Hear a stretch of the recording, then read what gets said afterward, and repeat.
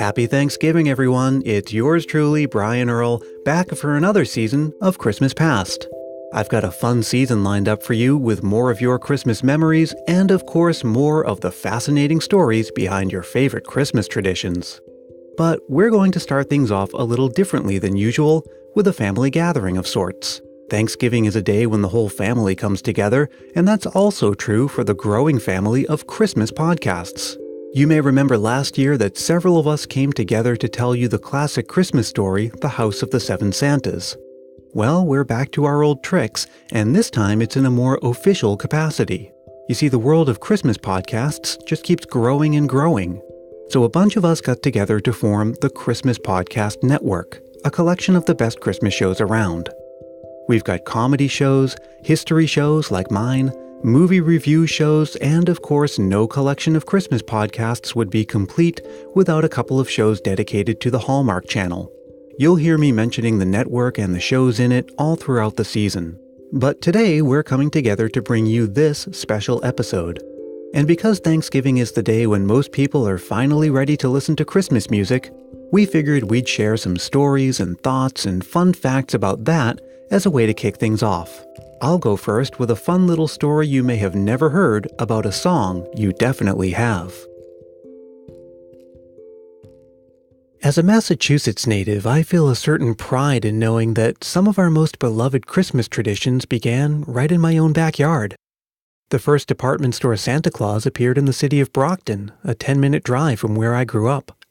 And that well-known song, It Came Upon the Midnight Clear, well, that was written by a minister from the nearby town of Wayland. And speaking of well-known Christmas songs, there's another one that came to be in the town of Medford, just a few miles north of Boston, in 1850. The town even placed a commemorative plaque marking the exact location where the song was written. But here's where it gets interesting. Savannah, Georgia has its own commemorative plaque making the same claim. This is the surprising story of one of the best-known and most sung Christmas songs ever, one that isn't even truly a Christmas song, and the strange feud over its true birthplace. And it all centers on a songwriter named James, who was born in Massachusetts to a good family, the son of a Unitarian minister. His nephew was the famous financier J.P. Morgan. James himself was a bit of a wanderer. In his early teens, he'd run away to sea aboard a whaling ship, and then he served in the Navy and later tried and failed at going into business in California during the gold rush. He wrote songs for minstrel shows and for the Confederacy during the Civil War. He had joined a Confederate cavalry in Georgia, serving as a company clerk, even though his own family were abolitionists. All of this we know for certain. What we don't know for certain, and may never know, is when and where our story really begins. Here's how one side goes. James had a talent for music and an idea for a melody, but what he didn't have was a piano. So he bundled up against the November New England chill and trudged through the snow to Simpson Tavern, a boarding house and home to the town of Medford's one and only piano. And on that day in 1850, in the presence of one Mrs. Waterman, the proprietor of Simpson Tavern, James sat down at the piano and began the process of translating the idea in his head into notes and fingerings on the keyboard. The tune was simple and sweet and jaunty, and Mrs. Waterman is said to have called it a, quote, merry little tune. With the tune settled on, now all he needed were some lyrics, and James found inspiration in the quintessentially New England scenes all around him, in the snow covering the ground and the treetops, and the activities people partook of in the snow, in courtship and betting on races. James set his verses and choruses to paper to accompany his merry little tune. Now, here's how the other side of the story goes. In 1857, James was living in Savannah, where he was the musical director of the Unitarian Church there. And as November approached, he found himself homesick for those snowy New England scenes that he had left behind.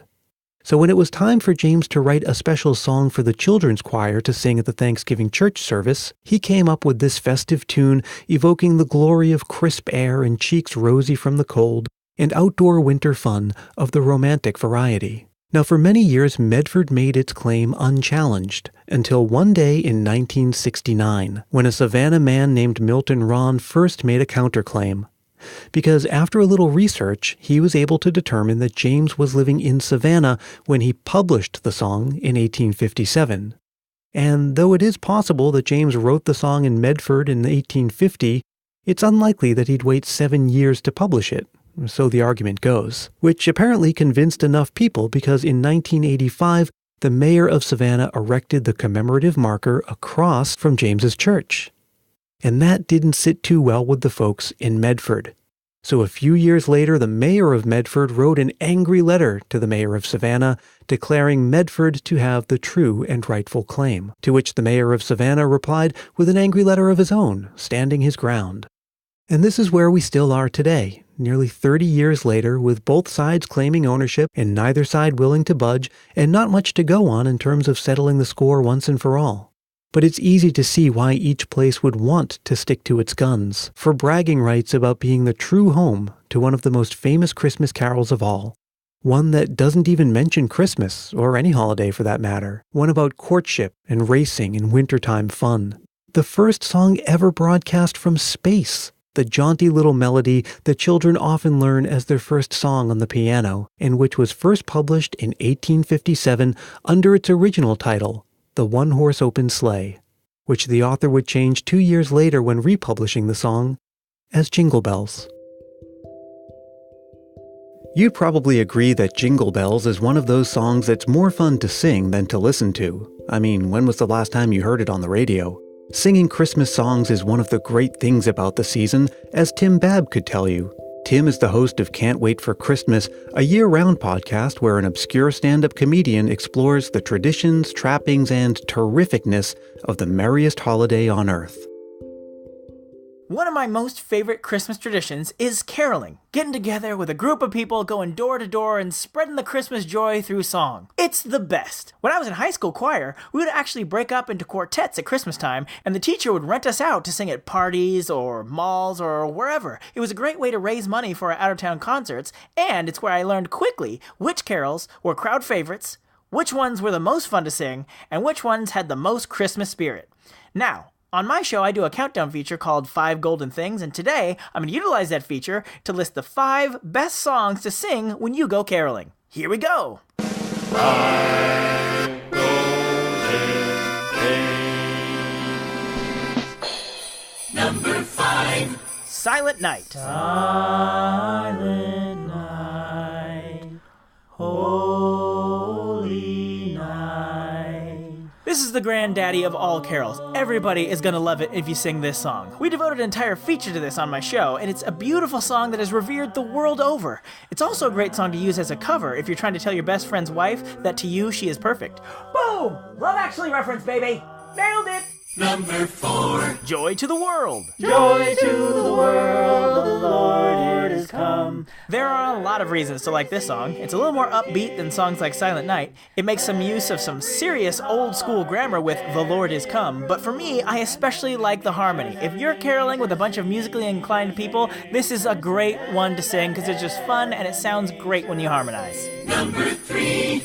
Hark the Herald Angels Sing. Hark the herald angels sing, glory to the newborn King.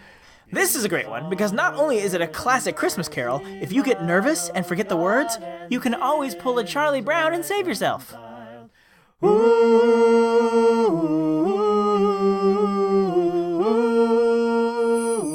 Number 2. Jingle Bells. Jingle bells, jingle bells, jingle all the way. My absolute favorite Christmas carol. For my money, it's the most singable Christmas carol there is. If you're trying to get the people you're singing to sing along, this is the song. Everybody knows these lyrics. Wait, if this is your favorite Christmas song, why is it at number 2? Well, imaginary listener, it sounds kind of like Kermit the Frog. I'll tell you when we get to number 1. But first, we've got an Honorable mentions. 12 Days of Christmas. On the 12th day of Christmas, my true love sent to me. Yes, if you're a choral group and you're renting yourself out by the hour, this is a song that will take up a good chunk of that hour because it's super long. Though, you might want to bring a cheat sheet. It can be hard to remember the gifts for each day. Maybe a podcast should do a deep dive into this song before the end of the year. Anyway, on to Number 1. Rudolph the Red-Nosed Reindeer. Now, this is not my favorite carol, but it is the best one for keeping everybody's energy up. Not just for the song itself, but the unofficial parts of the song that everybody loves to shout out.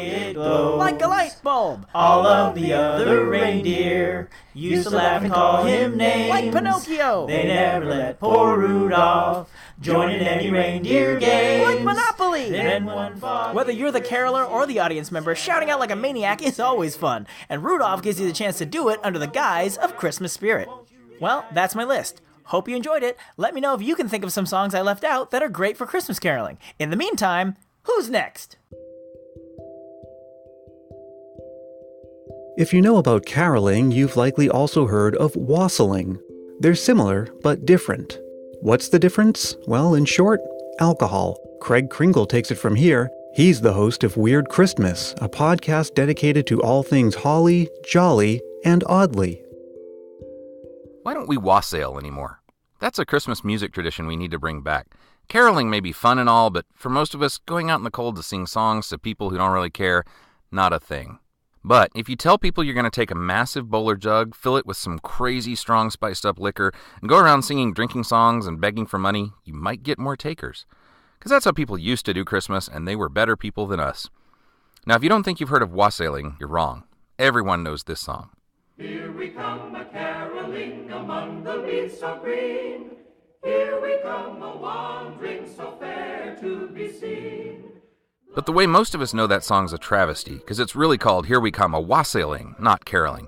It used to be all about getting seriously drunk on Christmas Eve, or even all through the 12 days and nights of Christmas if you really had the spirit. Our wassail cup is made of a rosette berry tree, and so is your beer of the best barley. Love and joy come to you, and to you your wassail. And not only was it about getting drunk, it was also about demanding that the people you're singing to give you more booze and that they give you some cash or tips because you're singing so well. Call up the butler of this house, put on his golden ring. Let him bring us a glass of beer, and better we shall sing. Love and joy come to you, and to you your wassail too. And God bless you and send you a happy new year. And God send you a happy new year. We have got a little purse of stretching leather skin. We want a little money to line it well within. Love and joy come to you, and to you your wassail. Now that is a Christmas tradition. The other thing that's great about wassail is that it isn't just the thing that you do, like caroling for alcohol and tips. It was also the drink itself, or came to be around the 16th century or so. And this was no weak man's drink. This was some nasty sounding stuff. A base of apple cider that ended up getting all frothed up with spices, toast, yeah, they threw burnt bread in there, because why not, eggs, and roasted crab apples that were thrown in crazy hot and made the whole thing thick, sour, and gooey. Some people even called it lamb's wool because the apple pulp congealed into this stringy mess like an alcoholic honeycomb. Nothing like drinking a fermented sweater. Somehow it just seems very English. But it goes back even further. Before the Christians made it to Britain, the apple farmers in the South would all go out to their orchards during the dark midwinter to throw cider on their trees and sing songs and chants to bring out a good harvest and fight off the evil spirits. That kind of morphed into the wandering and singing during Twelfth Night and New Year, and it's probably where wassail got its apple cider base. And the word wassail itself even shows up in Beowulf, the old Anglo-Saxon epic poem, as a kind of salute to good health. There are even older legends of a King Vortigern who used the phrase to seduce a serving girl during a midwinter festival, and it kind of caught on. Anyway, all of that is while wassailing is in dire need of a comeback. Instead of sitting around watching It's a Wonderful Life for the 75th time, what if we all grabbed a lusty serving wench, or buff manservant, pick your poison, filled a huge bowl with some brown, frothy, nasty alcoholic muck, yelled at some trees, and sang until our neighbors emptied their liquor cabinets and their wallets, because that's what the tradition says they should do.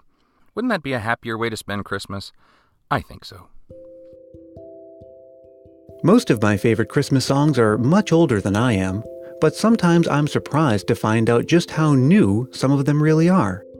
Do You Hear What I Hear is one example. It sounds so reminiscent of much older carols like What Child Is This? I didn't realize until recently that that song is actually from the early 1960s. Well, Dwayne Bailey has more to say about that. He's the host of Tinsel Tunes, a podcast that goes into great detail about Christmas music. Whether you're singing quietly along while shopping at a mall, caroling by candlelight, or belting out a festive tune during a holiday party, you probably know the words to your favourite Christmas song, but what about their meanings?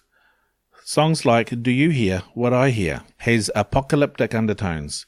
In 1962, during the height of the Cuban Missile Crisis, songwriters Noel Regney and Gloria Shane Baker, whom were married at the time, wrote it as a plea for peace during the threat of nuclear war, which was a very real fear of America at the time. Regney had been invited by a record producer to write a Christmas song, but he was hesitant due to the commercialism of the Christmas holiday.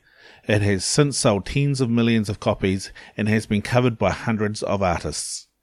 When Bing Crosby or Johnny Mathis or Carrie Underwood sing of a star, dancing in the night with a tail as big as a kite, it conjures a mental vision of the biblical star of Bethlehem, leading the Magi to the Son of God. It also invokes a nuclear missile. During this time, the producer was in the studio listening to the radio to see if we had been obliterated, Regney once explained. While on my way home, I saw two mothers with their babies in strollers. The little ones were looking at each other and smiling. This inspired the first line of the song, said the night wind to the little lamb. With this context, a perennial Christmas standard with a feel-good mood such as this song suddenly seems much more haunting, even modern. Not that it's not haunting on its own. Like many great Christmas songs, it is a one of call and response, and of dramatic shifts in volume and pitch. Each refrain begins with a question, sung solemn and low, and then jumps up the scales for the answer. This creates a sense of sighs, of craning upwards for revelation. The lyrics are expressive, highlighting a conversation between animate objects and not. For instance, a voice as big as the sea. The mentions of the child make the song Christian, but when there's the command for people everywhere to pray for peace, the import is beyond any one religion. Baker once said that because of the fearful mood of the nation at the time, she and Regney had a hard time singing Do You Hear What I Hear without crying. Our little song broke us up. Perhaps with the current state of the world, there's reason enough for it to have the same effect today, unfortunately. I had a copy of Bing Crosby singing Do You Hear What I Hear on vinyl when I was growing up. In fact, I still do, and I keep a vinyl record player just so I can listen to those records from my childhood every year. I remember the records playing as we decorated the tree the day after Thanksgiving. Well, Mike Westfall has decorated a tree or two to Christmas music in his day.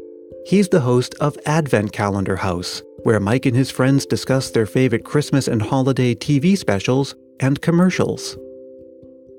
One of my earliest memories, not just of Christmas, but of being alive, is decorating the tree when I was 4 years old.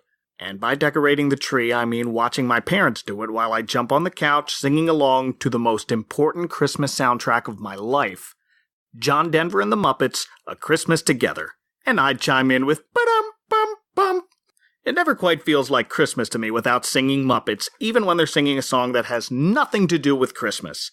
And there are a lot of Muppet songs we only associate with Christmas by approximation. One example on this album is When the River Meets the Sea, a song about death and the peaceful transition to the afterlife. But it's a song we only listen to at Christmas time, because composer Paul Williams wrote it specifically for the Jim Henson special Emmett Otter's Jug Band Christmas. Despite the Gift of the Magi style story and being set during the days leading up to Christmas, none of the songs from Emmett Otter have anything to do with the holidays, but for so many of us, December doesn't feel right without some jug band music and a mess of Mama's barbecue. I came across another, better-known song while watching a holiday special for the Advent Calendar House. 1978's Christmas at Walt Disney World begins with a choir of Christmas carolers singing My Favorite Things from The Sound of Music. Sure, there's a passing mention of snowflakes and sleigh bells, silver white winters, and brown paper packages tied up with strings, but you won't find any direct ties to any holiday in the lyrics. So how did it become a Christmas song? Well, years before she was cast in the film version of The Sound of Music, Julie Andrews sang the song on a TV Christmas special for The Gary Moore Show in 1961. But that alone wasn't what made it a holiday staple. The answer, it turns out, had to do with early promotion for the Sound of Music film. According to a 2017 Billboard article by contributor Fred Bronson, My favorite things first turned up on a Christmas album by singer Jack Jones in 1964 after a promoter for the movie suggested its inclusion. The Billboard article adds the album's producer, Mickey Kapp, initially protested, saying, "That's not a Christmas song." To which the promoter replied, "Just add sleigh bells." The December after The Sound of Music hit theaters in 1965, My Favorite Things ended up on more Christmas albums by Andy Williams, Eddie Fisher, and notably The Supremes, whose version of the song can be heard in this year's new animated retelling of The Grinch. Now, Mike mentioned Emmett Otter, which is one of my favorite Christmas movies of all. And I love the soundtrack too. Lots of our favorite Christmas songs are part of movie soundtracks. Silver Bells, Have Yourself a Merry Little Christmas, Baby It's Cold Outside. Those are all movie songs. Well, the guys at Christmas Creeps know a thing or two about that. Christmas Creeps is your one-stop shop for awful holiday movies year-round, where hosts Joseph Wade, Johnny Five the Human Robot, and Mr. Bradford explore the worst that Christmas cinema has to offer. But today they'll explore some music from one of the best. Greetings, holiday shoppers. This is Joseph Wade here for Christmas Creeps. Today I'm here with our good friend and music expert Libby Cudmore to discuss one of her favorite Christmas movie soundtracks. Libby, tell me, what is your favorite Christmas movie soundtrack? My favorite Christmas movie soundtrack is, like, hands down, The Nightmare Before Christmas. That's a really good choice. Like, especially considering, like, it's it's like, I guess, the only real Christmas movie that kind of transcends holidays. Like, once you hit October, you can put on Nightmare Before Christmas and then let it send you right on through, New Year's. Yeah, and there's something about it. I don't know if it's because it's tied to a film, where I have a real thing with Christmas music where I don't want to hear it before December 1st. Like, I will go into a rage if I hear it before December 1st. But The Nightmare Before Christmas is exempt from that rule because it's Danny Elfman, and Danny Elfman can do literally whatever he wants at all times. But yet also, like, because so much of it is also like Halloween music, so it really sort of serves dual purposes. Yeah, which is and great. So you can you could bridge through November, and it's also just phenomenal. It's just so well written, And so much of the music is tied to the story, and so much of the story is told through song that you can really get a full sense of the movie just by listening to the soundtrack. It's great. Yes, but I've had this on tape, CD, and now thanks to my friend Corey, vinyl picture disc. Ooh. So this is one of the albums that I have had in all formats.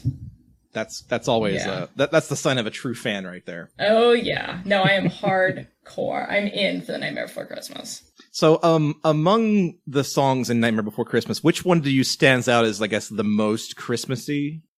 Probably What's This is like, that's my big Christmas song, but I have been known to play Making Christmas while decorating my Christmas tree or wrapping presents. Of course.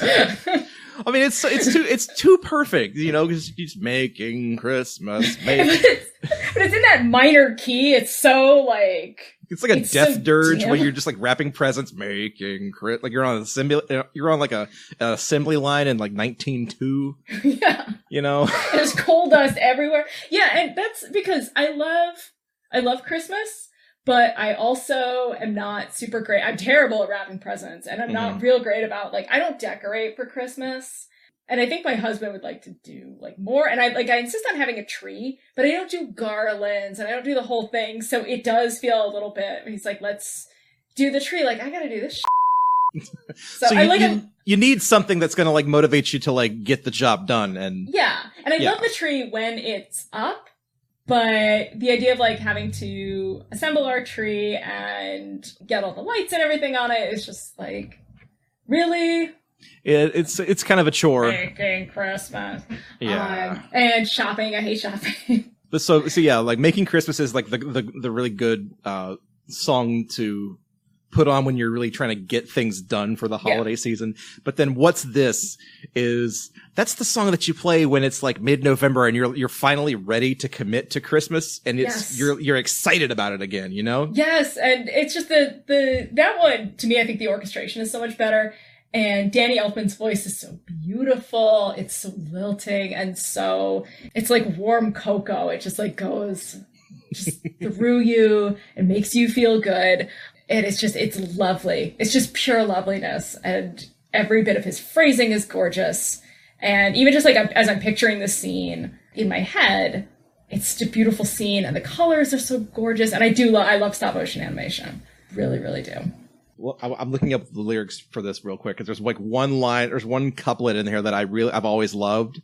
One verse, I guess. There's children throwing snowballs instead of throwing heads. They're busy building toys, and absolutely no one's dead. Like, how did you know? That was the one. Because it's brilliant and it's so weird. Yeah, it's the whole movie in like 4 lines. I know, and just that throwing heads is something so innocent that they do. And whereas, like, in the real world, like, that would be savage and people would be dead. And, like, and absolutely, no one's dead. And no one's dead here. It's great. I love it. People are alive here. Because obviously they're sentient in Halloween Town. I mean, they're a sentient skeleton and a sentient ragdoll, but they're alive. And a sentient bug man. Right, exactly. Everyone's alive here, and things are vibrant and colorful, and everything that I'm not. Yeah, that's kind of the theme of the song. But yeah, like, what's this? It really is. It sparkles. It sounds like sparkles. It is like I think it's the one song on this entire soundtrack that you could play outside of the movie and it'd be as like a Christmas song on the radio. Yeah. Partly because everybody loves it, but also just because, like, I don't know, it's the one thing that's really like vibrant and excited to be a part of the Christmas season, you know? Yes. And just don't play it before December 1st or I'll get mad. Right. Thanks, Libby, for being here with me. Thank you for having me. Always. Anytime. We will see y'all later. See you later. Of course, at the end of the day, Christmas music is a tradition, and more than the music itself, it's about the activities and celebrations and good times that go with it. So let's close out this family gathering with some traditions related to Christmas music from our friends at 'Tis the Podcast. Hosts Julia, Tom, and Anthony keep the Christmas spirit alive 365 days a year with weekly episodes about your favorite movies and TV specials. I would like to tell you about one of my Christmas traditions having to do with music. And this one, I'm going to take it back a few years. It's not a tradition I continue, but it is something that means a lot to me because it was where my Christmases started. So back in Magnolia, Arkansas, where my grandma was, we would go every Christmas. And as we were decorating her handmade tree, the form was handmade and all 225 ornaments were handmade in the Depression era with bits and pieces of stuff that she could find. We would put old Christmas records on her record player. We would put the Elvis record on, and we would put another record that I can't even tell you who sang it, but it was the weirdest, funniest old thing I've ever heard in my life. And we would sing and laugh because, man, old records are like weird sometimes. It's where my love/hate relationship with Blue Christmas, Elvis's Blue Christmas, started. And to this day, when I hear it, I like the crackles of the vinyl if I can hear it, regardless of the fact that I really don't like that song, but I do kind of like it. So anytime I'm decorating the tree, in the back of my mind, I always hear vinyl Elvis. And I think very fondly of a family that's not really around anymore because they were old back then. So that's my music tradition. What about y'all's? Every year, one of my favorite things we do as a family is we go to a Lessons and Carols service at Christine's parents' church. It's a tradition that started at King's College in England, where the choir and congregation sing Christmas hymns dispersed between different biblical readings, all building up to the birth of Christ. It's a really fun service. We either do that or we go hear Handel's Messiah. We have not been able to go for the last couple of years because of a crazy loud child, but we're going to try Lessons and Carols. We're actually going to try twice. We're going to try 2 services this year, and I'm really excited because it's just this beautiful development of Christmas music and telling the Christmas story all in one. It just gives me all the feels. How about you, Anthony? I listen to Christmas music every year.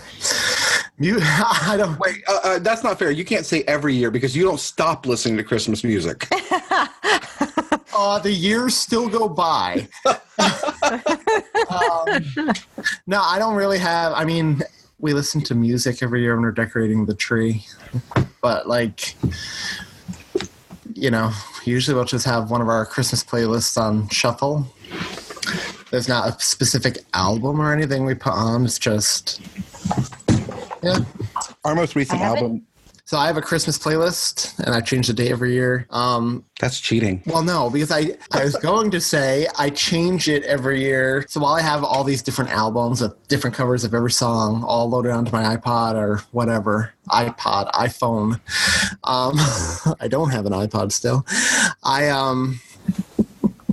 Every year, my playlist, I only like one version of each Christmas song on it. So I'm not hearing like 5 versions of insert Christmas Carol here.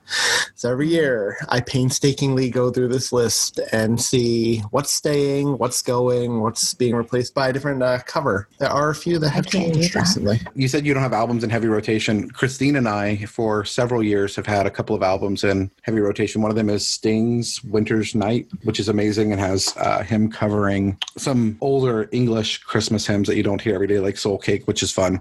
But my favorite is from an artist named Simon Hajar and his album Finally Christmas. If you guys want to add a new Christmas tradition, I highly recommend it. You can find it on Bandcamp, and it's amazing. I don't have specific traditions to go with Christmas music generally. There are certain covers of certain songs that bring up memories from Christmases past for me. Not necessarily traditions, just specific memories. Speaking of those memories, I think Tom and I might have a new musical Christmas tradition that you are single-handedly responsible for. What? It's not Christmas until I hear you sing, "It's Marley and Marley." It's Marley and Marley, ever and green. And there it is, bringing our love of movies and music together for you this Christmas season. Thanks so much for listening. Merry Christmas. Merry Christmas. Merry Happy Christmas. New Year. Bye, buddy. Hope you find your dad. If you'd like to know more about any of the shows you've heard here today, please go to ChristmasPodcastNetwork.com. That's where you can find out more about each show, find out how to follow them on social media, and where to subscribe. And I'd like to give a shout out to the other shows in the network that couldn't be here today. Hey, that's how family gatherings go. Not everyone can always make it every time. But the network is also proud to include Deck the Hallmark. Bran loves Hallmark Channel movies, Panda thinks they're just so-so, and Dan hates them. But they're going to watch and discuss all 37 that premiere this year. 3 guys watching Hallmark Channel movies, what could go wrong? We're also lucky to have Hallmark and Jess, where Mark and Jessica laugh, shout, and probably sing too much as they break down Hallmark Channel movies.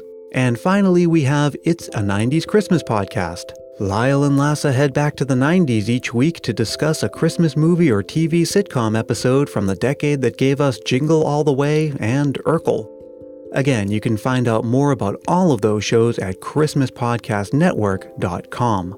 Now, next time things will sound a little more back to normal around here as we dig into the fascinating stories behind your favorite Christmas traditions and share your Christmas memories.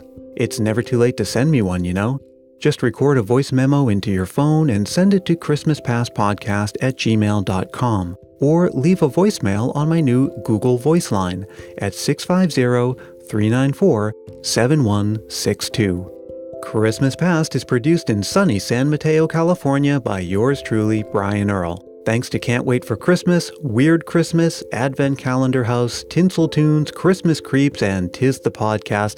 And as always, thank you for listening. This show is now just one part of the world of Christmas Past. There's a very active Facebook group and a YouTube channel, and of course the usual social media-ing on Twitter and Instagram. The best way to find me in any of those places is to start at the all-new blog at christmaspast.media. And yep, that really is the address, christmaspast.media. Lots of quizzes, articles, videos, infographics, guest posts, announcements, and all kinds of good stuff. Check it out. And you'll find links to all of my social profiles and the Christmas Podcast Network too at the bottom of every page. Please subscribe to Christmas Past wherever you get your podcasts, and if you leave a review on Apple Podcasts, I'll send you a sticker to say thanks, because you're helping more people find the show. Email me for details about that, and I'll see you in just a few days with more stories from Christmas Past.